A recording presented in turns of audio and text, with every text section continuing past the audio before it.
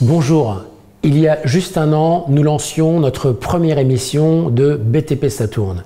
Merci à toutes celles et ceux qui ont collaboré et contribué à la réalisation de notre émission. C'est grâce à vos réalisations, à votre passion pour vos métiers, que nous avons nourri tous nos sujets et que l'équipe de BTP Saturn a couvert l'actualité du secteur. Merci pour vos témoignages et vos encouragements qui nous donnent tant d'enthousiasme pour continuer à vous présenter notre magazine.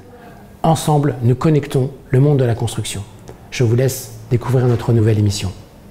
Il est connu dans le monde entier, plusieurs indices, c'est un grand chef étoilé. Il ouvre son école de cuisine dans quelques mois en Île-de-France et c'est une exclusivité BTP Saturn. Les femmes sont de plus en plus nombreuses dans le BTP, rencontre avec l'une d'entre elles.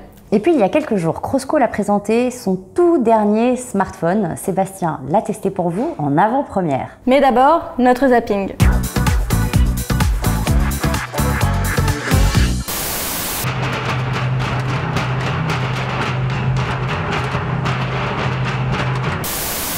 Dans un communiqué, le groupe explique qu'une attaque virale de type ransomware a été détectée sur le réseau informatique.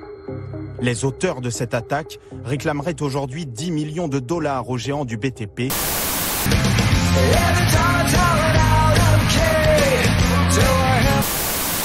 Des militants du mouvement Extinction Rébellion ont bloqué ce lundi des sites des cimentiers Lafarge et Cemex à Paris pour dénoncer l'impact de l'industrie du bâtiment et des travaux publics sur l'environnement et le réchauffement climatique. Nous, dans notre entreprise, les seuls que j'ai connus qui ont été jusqu'à l'âge de 62 ans, c'est avec un aménagement de poste quand on peut. Et aujourd'hui, on nous parle d'un âge pivot à 64 ans et peut-être même plus. Moi, je ne vois pas les personnes à 64 ans faire nos métiers. C'est inimaginable.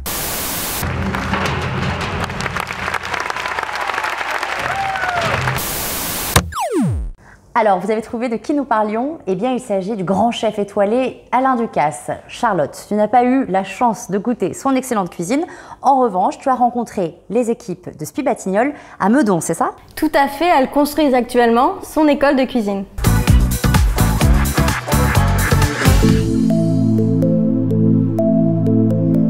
Bientôt, des hommes et des femmes apprendront à cuisiner dans la cook-pot, matériel fétiche du chef Alain Ducasse.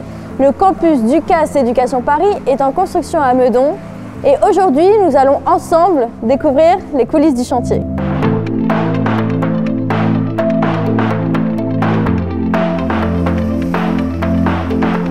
Arte Charpentier travaille sur le projet depuis maintenant 3 ans et pour l'agence c'est un projet assez global parce qu'on est responsable de l'architecture d'intérieur et le paysage. Pendant la conception il y a eu plusieurs challenges pendant ces 3 années. Le premier c'était de faire une image architecturale, d'imaginer une architecture très élégante et en même temps assez sobre qui fasse un peu honneur à la gastronomie française et au chef Ducasse évidemment. Le deuxième challenge ça a été en termes de distribution intérieure. Il faut se rendre compte que dans ce bâtiment, il y aura 9 ateliers avec 14 étudiants, un formateur, des salles de cours, un back-office et 2 restaurants ouverts au public. Donc il y aura un flux, ça va foisonner dans cette école. Donc en termes de circuits propres, de circuits sales, ça a été un calage extrêmement fin qu'on a fait avec les équipes Ducasse.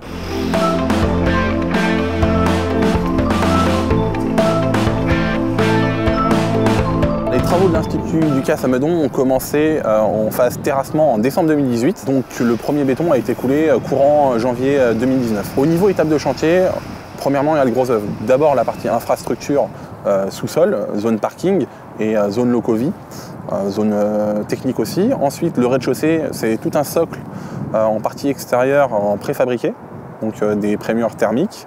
Et ensuite la partie R+1 et toiture. Tout ça sur un espace-temps de 6 mois. La grosse contrainte du chantier, c'est vraiment la technique. Quand je dis technique, c'est la partie CVC, plomberie et électricité. Comme je vous l'ai dit, pour des raisons d'hygiène, tout est masqué, tout est incorporé. Cela prend énormément de place, à savoir que normalement un plénum lambda, donc le plénum c'est la partie vide entre un faux plafond et la dalle haute du béton est de 40 cm.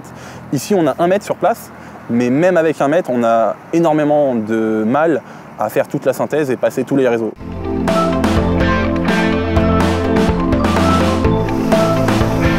C'est une école de cuisine, donc on sait qu'il y a beaucoup d'eau, il y a beaucoup de plomberie, il y a une maintenance qui est assez élevée. Donc le béton, assez naturellement, s'est imposé pour des questions de durabilité et de pérennité de l'ouvrage. Ensuite, il y a des charges qui sont importantes, c'est-à-dire qu'on a un équipement de cuisine qui qui est extrêmement lourd en centre de pièce. Et ensuite, comme on est près d'une forêt, on s'imagine qu'il y a des vents qui peuvent circuler librement. Et du coup, on a des façades dans le bâtiment qui sont cintrées et qu'on a appelées, nous, façades érodées. Donc elles sont en fait à R+1 et elles sont littéralement comme si elles avaient été travaillées par le temps pendant la durée de vie du bâtiment.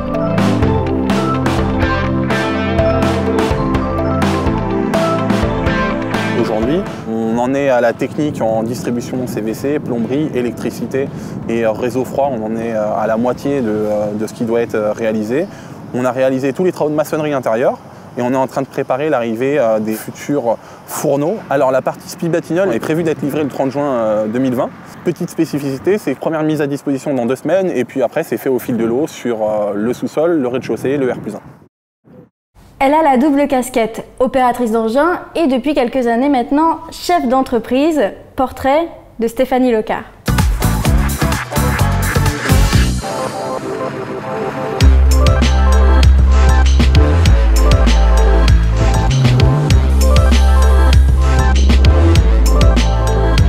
Bonjour Stéphanie Lecard. Bonjour Caroline. Merci beaucoup de nous recevoir. On est ici chez vous. Vous êtes chef d'entreprise.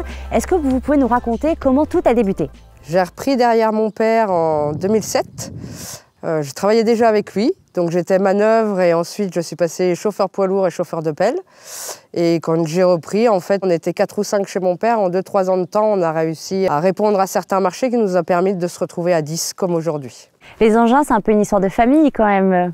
Ouais. Mon père a commencé dessus à 16 ans. Et en fait, j'ai toujours connu que ça. Voilà. J'ai toujours été avec lui sur les chantiers. Donc sur ses genoux ou à côté, dans un coin dans la pelle. Et je comptais les godets qui sortaient de terre ou qui chargeaient dans les camions. Aujourd'hui, vous dirigez une entreprise de 10 salariés. Vous êtes une femme. Est-ce que ça a été compliqué de se faire respecter? Un petit peu, notamment avec les salariés qui étaient plus anciens. Bon, jamais des choses très méchantes, mais jamais très polies non plus. Et puis après, beaucoup de personnes qui avaient tendance à, quand j'ai travaillé avec mon père, qui avaient un petit peu tendance, on va dire, à me mettre à l'épreuve. Voilà, il fallait toujours prouver quelque chose. On me demande encore de temps en temps pour rencontrer le patron. C'est moi, c'est la patronne, comme disent mes gars. Est-ce que selon vous, il y a encore des clichés qui existent dans le BTP pour les femmes? Il y a des stéréotypes. Je pense que quand on n'a pas la personne en visu, juste au téléphone, et qu'on sait que c'est une femme qui est patronne, je pense que régulièrement, on se dit qu'elle est lesbienne, on se dit qu'elle est grosse et qu'elle n'est pas belle et pas du tout féminine, qu'elle porte jamais de jupe, pas de talons. Voilà.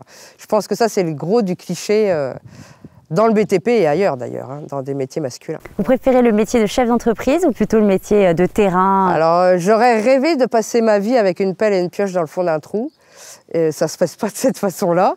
Ça me manque régulièrement. D'ailleurs, l'été, je suis souvent avec mes gars, même des fois quand ils n'ont pas besoin de moi. Et allez, une dernière question. Quelles sont les personnalités dans le secteur du BTP que vous admirez? Il y en a 3. Il y a mon père, déjà, il m'a tout appris. Il y a un autre monsieur qui s'appelle Jean-Pierre, qui est sur le secteur du Rotellois. Et je pense que ces gars ont énormément de respect pour lui.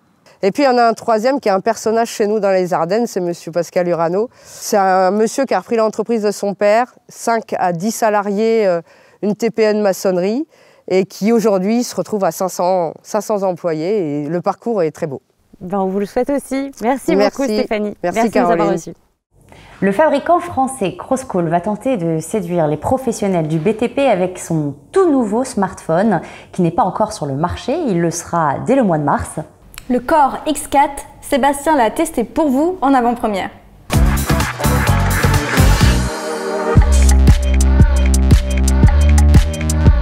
Lors de la conférence de présentation de Crosscall, 3 smartphones ont été dévoilés, le Core M4 Go, le Core M4 et le Core X4, le fleuron de la marque. Ils sont conçus pour résister au choc, au liquide jusqu'à 2 mètres de profondeur, ainsi qu'au chaud et au froid. L'un d'eux était d'ailleurs en fonctionnement dans un bloc de glace. Crosscall a mis un tel soin à la résistance de sa nouvelle gamme qu'il y a même une cage métallique autour de la batterie pour la protéger en cas de choc violent. Je suis parti de la conférence avec un X4 sous le bras pour le tester et m'assurer que les promesses du fabricant sont bien tenues.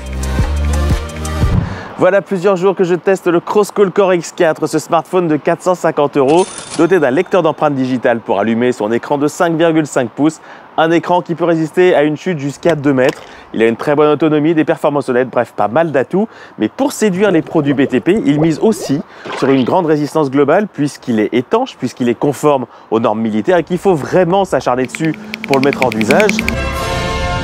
Il a toujours, pour les pros du BTP, ce petit bouton ici qui est un bouton programmable, Push to Talk. Il a également cette touche rouge ici qui est une touche travailleur isolé qui, quand on la lance, va le faire clignoter, émettre une alarme et envoyer des messages à des correspondants choisis. Pour son tarif, il en offre beaucoup, il a même soigné son design, mais est-ce pour autant le smartphone idéal? Moi j'aurais 2 bémols, un écran qui est peut-être un peu trop sujet au reflet pour une utilisation en extérieur et des haut-parleurs qui sont peut-être un peu timides pour bien se faire entendre dans les zones les plus bruyantes, mais ça reste une très bonne machine et les pros du BTP qui lui feront confiance en seront sans doute très satisfaits.